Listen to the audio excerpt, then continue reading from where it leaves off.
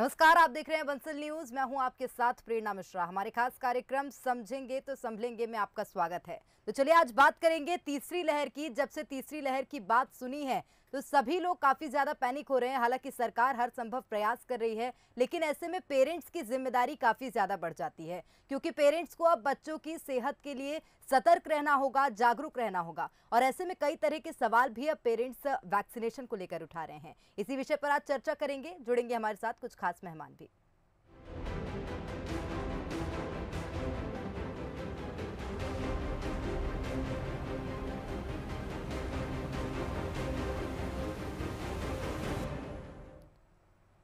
तो वैक्सीनेशन को लेकर कई तरह के सवाल उठाए जा रहे हैं। इसी के साथ इंतजार भी कई पेरेंट्स वैक्सीनेशन का कर रहे हैं कि कब बच्चों की वैक्सीन आएगी। लेकिन इन सब के बीच सबसे आवश्यक ये हो जाता है कि पेरेंट्स बच्चों की सेहत, बच्चों के हाइजीन को लेकर जागरूक रहें। देखिए एक रिपोर्ट। देश में इस वक्त कोरोना की तीसरी लहर और बच्चों के लिए वैक्सीनेशन की खूब चर्चाएं हो रही हैं। बुजुर्ग और युवाओं के बाद अब बच्चों को वैक्सीन कब लगेगी, इसका इंतजार हर एक माँ बाप को है। लेकिन वैक्सीन को लेकर उनकी कुछ चिंताएं भी हैं, या फिर यूं कह लीजिए अब पेरेंट्स बच्चों की सेहत को लेकर ज्यादा जागरूक हो गए हैं। बच्चों को कोरोना से कैसे बचाया जाए, इसको लेकर पेरेंट्स न सिर्फ अपना ज्ञान बढ़ा रहे हैं, बल्कि वैक्सीनेशन समेत बच्चों की सुरक्षा को लेकर कई तरह के सवाल भी उठा रहे हैं। ये बात भी साफ है कि आने वाला दौर बच्चों के लिए चुनौती भरा हो सकता है। इसीलिए पेरेंट्स को बच्चों की सेहत के प्रति एजुकेट करना भी जरूरी हो गया है, ताकि माँ बाप भी ये आसानी से समझ सकें कि बच्चों की सेहत से जुड़ी कोई समस्या गंभीर है या नहीं, किस वक्त बच्चे को डॉक्टर की जरूरत है और किस समय नहीं है। साथ ही ये भी सीख रहे हैं कि बच्चों को हाइजीन सिखाते वक्त किन किन बातों का ख्याल रखना है। जाहिर है कि बच्चों की सुरक्षा के लिए माँ बाप पूरे एहतियात बरतने को तैयार हैं, फिर चाहे उन्हें अपनी आदतें बदलनी पड़े या फिर वैक्सीन लगवाना पड़े। वहीं ऐसी उम्मीद भी जताई जा रही है कि जल्द ही बच्चों के लिए वैक्सीन भी मिल जाएगी। इस बीच कुछ परिजन के सवाल भी हैं। माँ बाप ये जानना चाहते हैं कि जिन बच्चों को हाल ही में दूसरी बीमारियों की वैक्सीन लगी है, क्या उन्हें कोरोना वैक्सीन लगवानी चाहिए? क्या बच्चों में बड़ों से अलग साइड इफेक्ट हो सकते हैं? क्या बच्चों को दी जाने वाली वैक्सीन की मात्रा बड़ों से अलग होगी? फाइजर और मॉडर्ना की वैक्सीन mRNA बेस्ड है। क्या इस तरह की वैक्सीन बच्चों को पहले दी है?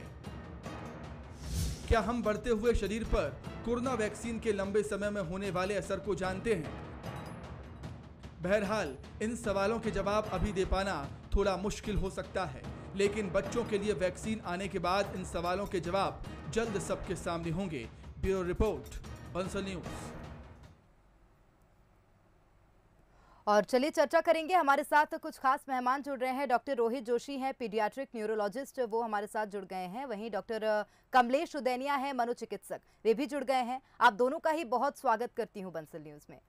चलिए सबसे पहला सवाल मेरा डॉक्टर कमलेश आप ही से है, क्योंकि इस स्थिति में जब माँ बाप को ये पता चल रहा है कि तीसरी लहर जो कोरोना की है उसमें उनके बच्चे संक्रमित होने वाले हैं, ऐसे में मानसिक स्थिति को संतुलित बनाए रखना काफी ज्यादा मुश्किल हो जाता है। ऐसे में अब कैसे बिना पैनिक हुए पेरेंट्स हाइजीनिक एक्टिविटीज कर सकते हैं, ये आपसे समझना चाहेंगे।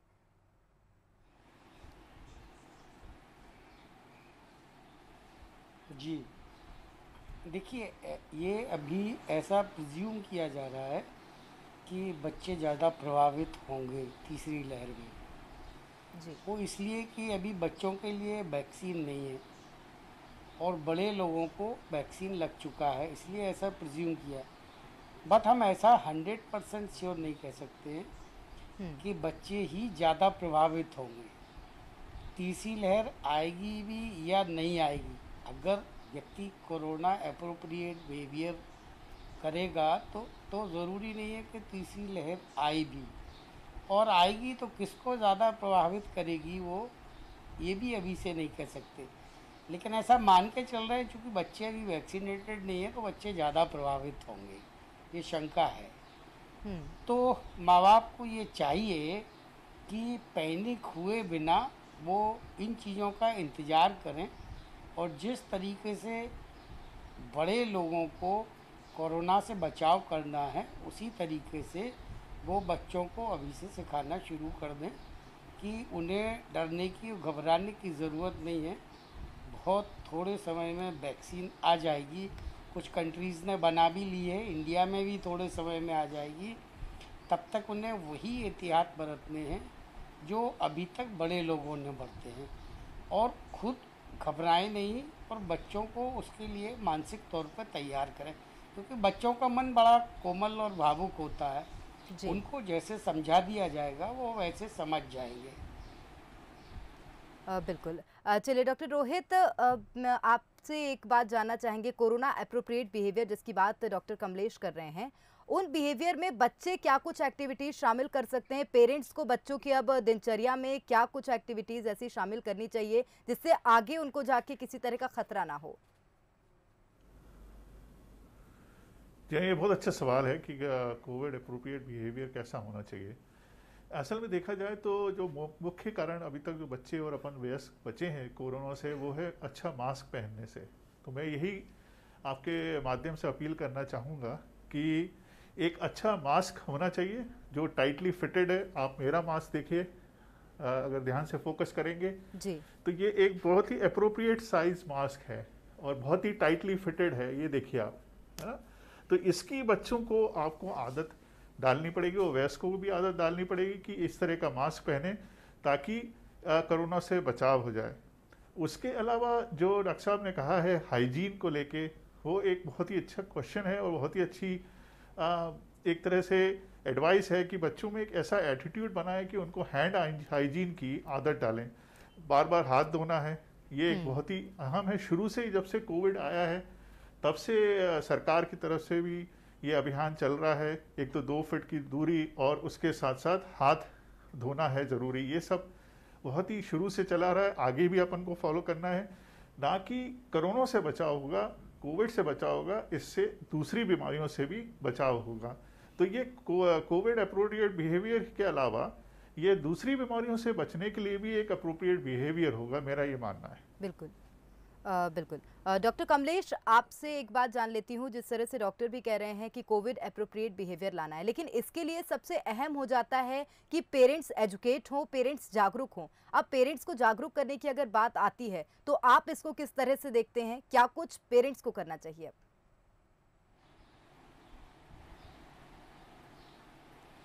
देखिए, पेरेंट इतना समय हो गया कोरोना को आए हुए, लगभग 1.25 साल हो गया है, और अब मुझे नहीं लगता कि कोई व्यक्ति ऐसा जो है कि वो कोरोना अप्रोप्रिएट बिहेवियर क्या होना चाहिए वो उसको नहीं मालूम।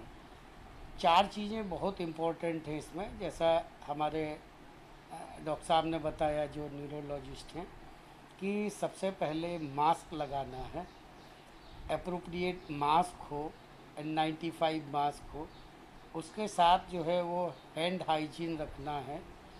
तीसरी चीज़ सोशल डिस्टेंसिंग रखना है, और चौथी चीज़ हमें ऐसी प्लेसेस से बचना है कि जहाँ लोग इकट्ठे हों। तो ये चारों चीज़ें अगर हम अडाप्ट करेंगे, करते आ रहे हैं, अगर ये चारों चीज़ें पेरेंट्स जो खुद कर रहे हैं, देखिए बच्चे 2 चीज़ों से सीखते हैं, 3 चीज़ों से सीखते हैं, observation, imitation and environment. Observation जो पेरेंट्स घर में कर रहे हैं, जो बच्चे ऑब्जर्व करेंगे, वो जैसी एक्टिविटीज़ पेरेंट्स कर रहे हैं, फिज़िकल एक्टिविटीज़, जैसे हाथ बार बार धो रहे हैं, तो दैट इज़ कॉल्ड इमिटेशन। तो बच्चे भी हाथ बार बार धोएंगे।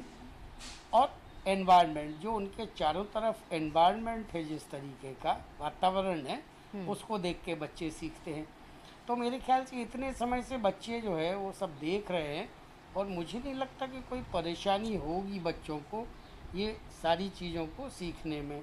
तो बिल्कुल सर, जिस तरह से आप कह रहे हैं कि बच्चों को समस्या नहीं आएगी, मैं उस बात से सहमत भी हूं, लेकिन एक और बात है कि बच्चों को मैंने अधिकतर देखा है कि कोरोना के इस मुश्किल दौर में भी बच्चे लॉकडाउन का पालन भी नहीं किए, साइकिल लेकर या खेलने के लिए निकल गए, मास्क नहीं लगाया था बच्चों ने। इस बार काफ़ी ज़्यादा देखा गया है और तस्वीरें भी इस तरह की कई सामने आई थी। अब ऐसे में निश्चित रूप से एक चुनौती पेरेंट्स के सामने ये भी खड़ी होती है कि बच्चों को कैसे समझाया जाए, क्योंकि अगर छोटे बच्चे हैं, चलिए अगर 10 साल की उम्र से ऊपर के बच्चे हैं, वो लोग शायद समझ सकते हैं, लेकिन उससे छोटे बच्चों को मास्क लगाना और तमाम तरह के नियमों का पालन कराना काफ़ी मुश्किल हो जाता है। है ना, घर में भी और प्रशासन लेवल पे और शासन लेवल पे हर तरीके से मानसिक तौर पे जी। अपनी तैयारियों के तौर पे इलाज के लिए उन सभी चीज़ों से तैयार रहना है जिससे हम किसी भी लहर का किसी भी परिस्थिति के आने पे उसका सामना कर सकें। बिल्कुल। चलिए डॉक्टर रोहित, आपसे जानना चाहूँगी, अगर खान-पान की बात की जाए तो क्या कुछ ऐसी मुख्य डाइट होनी चाहिए जो कि अब पेरेंट्स को अपने रोज़ के खाने में लानी चाहिए, चाहे डिनर हो, चाहे लंच हो, चाहे ब्रेकफास्ट हो, ताकि वो बच्चों की खाने की आदत पड़ जाए? क्योंकि खाने को लेकर भी बच्चे काफ़ी ज़्यादा नौटंकियाँ करते हैं, बच्चों का मानना होता है कि उनको जो पसंद है वही वो खाएँ। तो इस तरह से न्यूट्रिशनल डाइट की अगर बात की जाए तो कैसे उसका पालन कराया जाए? जी हाँ, ये बहुत ही अच्छा सवाल है क्योंकि ये डायरेक्टली रिलेटेड होता है इम्यूनिटी से। क्योंकि अभी अपना जो देश है उसमें काफ़ी जो अंडर 5 है और अंडर 18 है उसमें कुपोषण एक बहुत बड़ी समस्या है और ये अपने सालों से चली आ रही है। काफ़ी गवर्नमेंट ने इसमें कोशिश करी है कि कुपोषण या माल न्यूट्रिशन में इम्प्रूवमेंट आए, पर उतना समय के साथ नहीं आ पाया है। क्योंकि आप अगर दो भागों में बांटी जाए तो एक तो ग्रामीण इलाके हैं या और एक है अपने शहरी इलाके। शहरी इलाके में के दो एक्सट्रीम है, या तो कुपोषण के या तो ओवरवेट हैं बच्चे, बहुत ज़्यादा उनका वेट है, और एक दूसरे हैं जो कुपोषण मतलब माल न्यूट्रिशन अंडर वेट हैं। तो इस चीज़ को एड्रेस करना बहुत ज़रूरी है और वो ये चीज़ सिर्फ पेरेंट्स ही एड्रेस कर सकते हैं और स्कूल में एक तरीका का जागरूकता अभियान चला के हो सकता है। तो इसमें जो न्यूट्रिशन है वो एक बहुत इम्पॉर्टेंट पार्ट है और उसमें प्रोटीन इंटेक का बहुत बड़ा इम्पोर्टेंट पार्ट है। तो एक बैलेंस डाइट जो अगर अपन कंपेयर करें अपनी इंडियन डाइट को वेस्टर्न डाइट से, तो अपन ये डाइट में ये देखा गया है कि अपना कार्बोहाइड्रेट कंटेंट बहुत ज़्यादा है। अगर एक अपन प्लेट देखते हैं तो उसमें मैक्सिमम कार्बोहाइड्रेट होता है जो कि अपन को चावल, रोटी और इन चीज़ों से मिलता है अगर वेजिटेरियन डाइट है, और उसके बाद थोड़ी एक कटोरी में दाल होती है। तो इसको अपन को थोड़ा रिवर्स करके एक सुझाव यही रहेगा कि दाल की मात्रा बढ़ाएं, गाढ़ी दाल हो, रोटी भी फोर्टिफाइड हो कुछ प्रोटीन या चने की दाल से। तो इस और पनीर आए जो वेजिटेरियन है, और अगर जो नॉन वेजिटेरियन हो वो मीट डाइट लें। तो अगर प्रोटीन डाइट बढ़ती है तो उससे अपना न्यूट्रिशन इम्प्रूव होता है, और न्यूट्रिशन इम्प्रूव होता है तो अपनी इम्यूनिटी इम्प्रूव होती है। तो बच्चों में जो एक भय है कि कोरोना का संक्रमण आएगा और उनमें कॉम्प्लिकेशन होने की संभावना है, तो उसके पीछे माल न्यूट्रिशन भी एक बहुत बड़ा फैक्टर है जिसको लेके काफ़ी चर्चा है। क्योंकि अगर माल न्यूट्रिशन रहेगा, उनमें कुपोषण रहेगा, तो उनको गंभीर बीमारी और उनका कॉम्प्लिकेशन होने की संभावना ज़्यादा रहती है। तो इसलिए यही सुझाव है कि न्यूट्रिशन अच्छा इंप्रूव करें जिसमें कि प्रोटीन कंटेंट ज़्यादा हो, फ्लूइड इंटेक ज़्यादा हो, पानी की मात्रा दिन भर में कम से कम 2 से 2.5 लीटर हो, और एक रेगुलर एक्सरसाइज हो किसी भी तरह की हो। क्योंकि अब मैं समझता हूँ लॉकडाउन है, उसमें बच्चों को निकलना मुश्किल है, पर घर के अंदर ही कुछ ऐसी एक्टिविटी हो, या जैसे क्लोज इन्वायरमेंट में घर के आंगन में कुछ ऐसी एक्टिविटी हो, छत पे एक ऐसी एक्टिविटी हो जिससे थोड़ा बहुत उनमें व्यायाम हो और कुछ एक्सरसाइज हो, जिससे उनका न्यूट्रिशन और बॉडी फिजिक जो है वो इम्प्रूव हो, और आने वाले समय में अगर कुछ संक्रमण आता है तो उससे उनको लड़ने में वो सक्षम हो। बिल्कुल।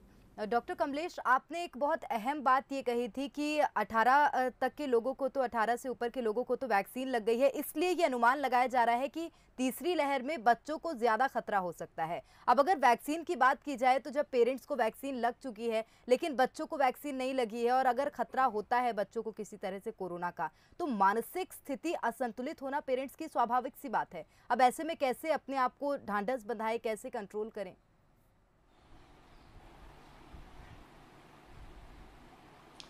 देखिए, किसी चीज़ के लिए प्री ऑक्यूपाइड होना कि हम पहले से पूर्वाग्रह ये लेके चले कि मेरे बच्चे इन्फेक्टेड होंगे और एक अनहोनी की आशंका से हम घिर जाएं, ये एटीट्यूड किसी भी पेरेंट्स का अच्छा नहीं होगा। इससे उनके व्यवहार में परिवर्तन आएगा जो बच्चे ऑब्जर्व करेंगे, और निश्चित रूप से बच्चों के ऊपर मानसिक दबाव होगा, उनमें फियर पैदा होगा, वो पैनिक होंगे और मानसिक परेशानियां आएंगी उनमें, बच्चों में। तो मेरा पेरेंट्स को ये सजेशन है कि क्या है कि जब भी कोई परेशानी आती है तो हम पूर्वानुमान के लिए उसकी तैयारी करके रख सकते हैं, बट उससे परेशान हो जाएं और गलत सोचने लगें, बार बार खराबी सोचें, वो व्यवहार उचित नहीं है। जब कोई परेशानी आएगी हम उसको उस हिसाब से सामना करेंगे, है ना। इस तरीके से कुछ तैयार रहे वो, और अपने बच्चों को भी तैयार करें वो। बिल्कुल। लेकिन सर, जिस तरह से अगर पेरेंट्स की बात करें तो शायद अपने बच्चों को लेकर काफ़ी ज़्यादा पॉजिटिव हर पेरेंट होता है, और इसीलिए वैक्सीनेशन को लेकर ये भी सवाल उठ रहे हैं अब, क्योंकि साइड इफ़ेक्ट्स वैक्सीन के देखने को मिलते हैं, हल्का फीवर आता है। चलिए, इस तरह के साइड इफ़ेक्ट्स बड़े लोग तो सह गए, लेकिन अब पेरेंट्स के ये सवाल हैं कि क्या इसी तरह के साइड इफ़ेक्ट्स बच्चों को भी देखने को मिलेंगे? अगर देखने को मिलते हैं तो किस तरह से उसको कंट्रोल किया जाए? काफ़ी ज़्यादा उलझनों में हैं अभी।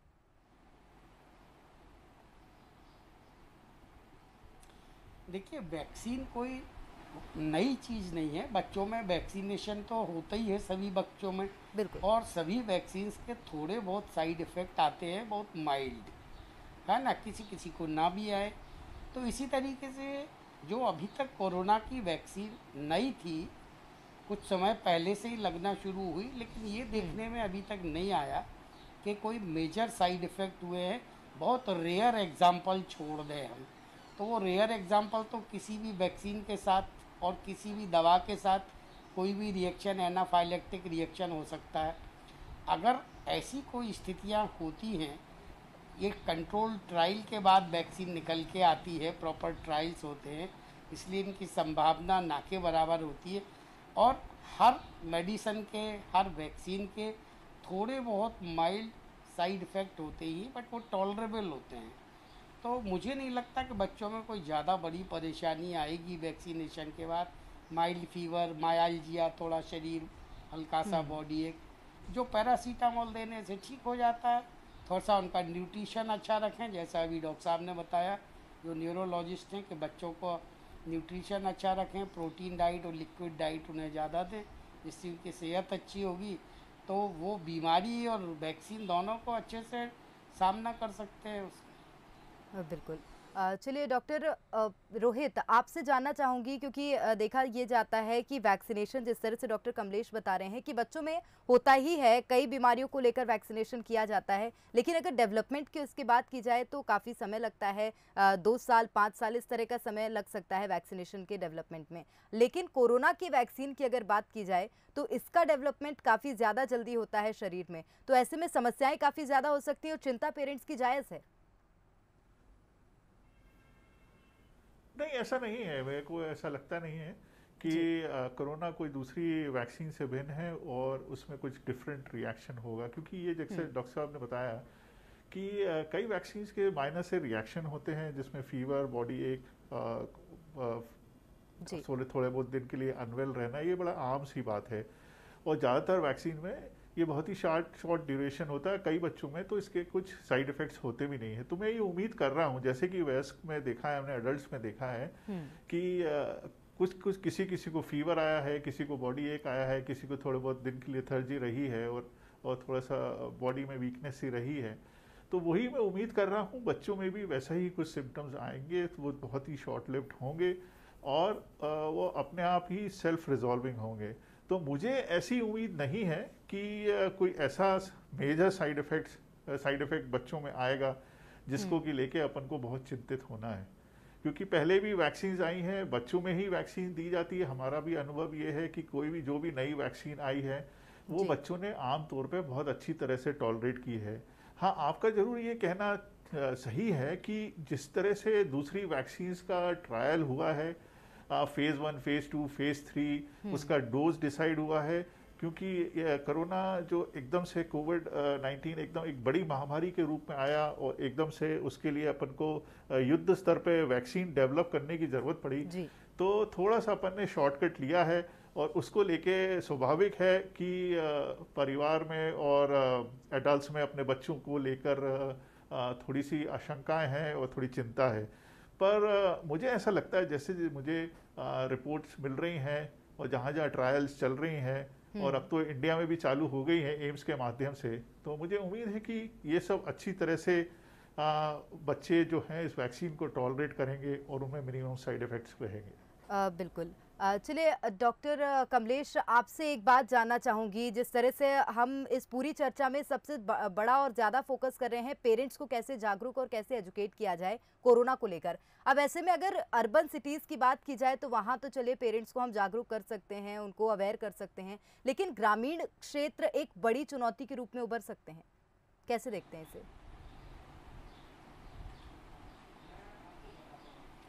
निश्चित रूप से देखिए, गांव में जो गांव के लोगों में थोड़ा सा फियर ज़्यादा है और उनका एजुकेशन लेवल भी उतना अच्छा नहीं होता है, थोड़ा उनमें अंधविश्वास भी होता है।